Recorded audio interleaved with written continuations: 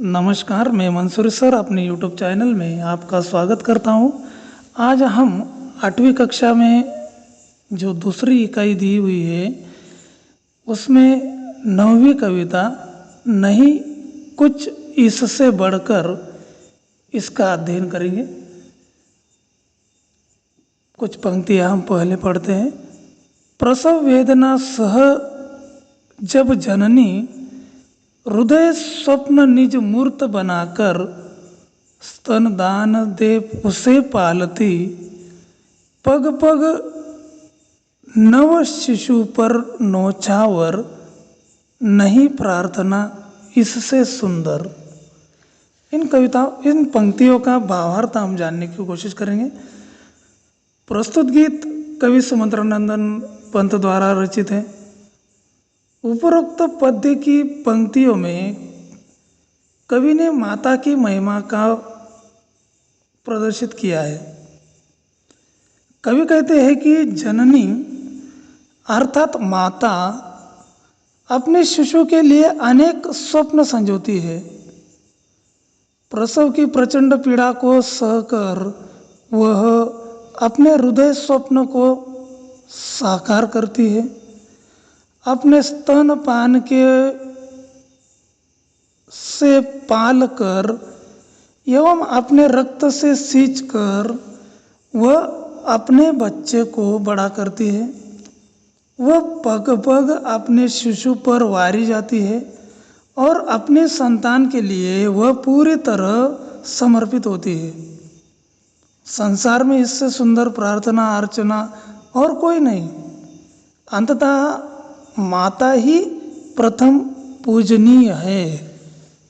अगली पंक्तियां है। शीत ताप में जूझ प्रकृति से बहा स्वेद भू रज कर उर्वर शस्य श्यामला बना धरा को, जब भंडार कृषक देते भर नहीं प्रार्थना इससे बढ़कर। इनका भावार्थ हम देखेंगे।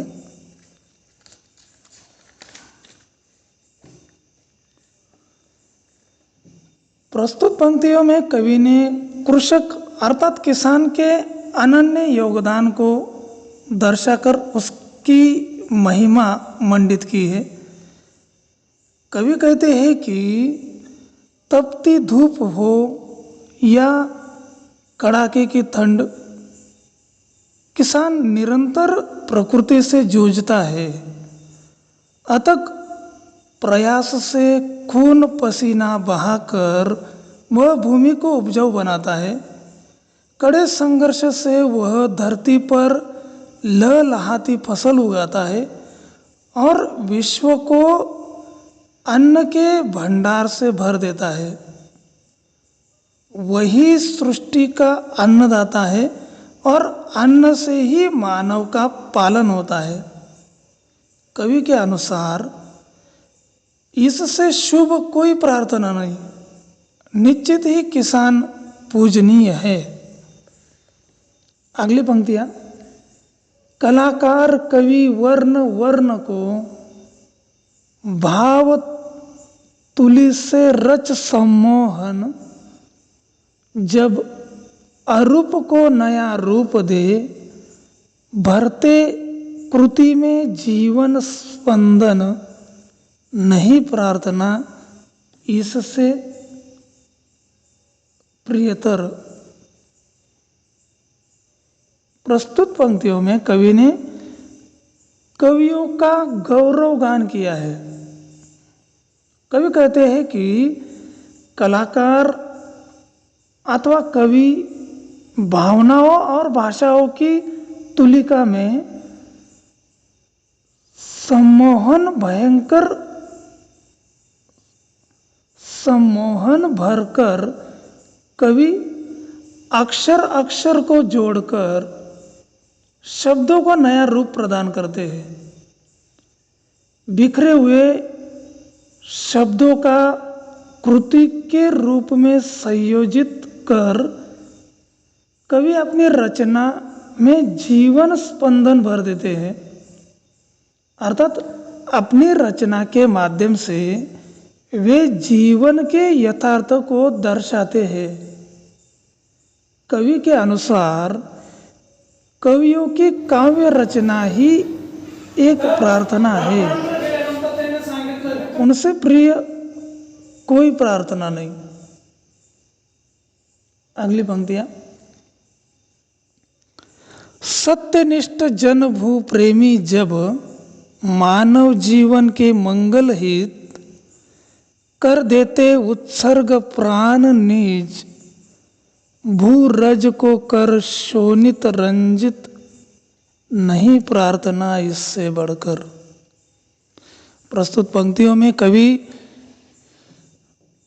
बलिदानी और परहित अभिलाषी व्यक्तियों के गौरवशाली व्यक्तित्व पर प्रकाश डालते हुए कहते हैं कि जो व्यक्ति सत्यनिष्ठ है, जो अपनी मातृभूमि से प्रेम करते हैं और मानवता अथवा समाज हित में जो अपने प्राणों का बलिदान तक दे देते हैं, ऐसे व्यक्ति निश्चित ही वंदनीय है।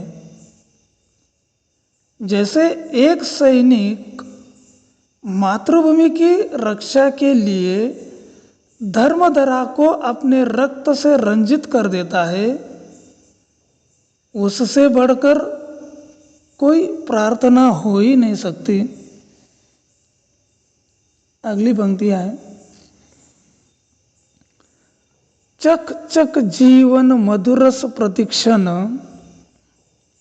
विपुल मनो वैभव कर संचित, जन मधुकर अनुभूति द्रवित जब, करते भव मधु छत्र विनिर्मित, नहीं प्रार्थना इससे सुनिश्चित।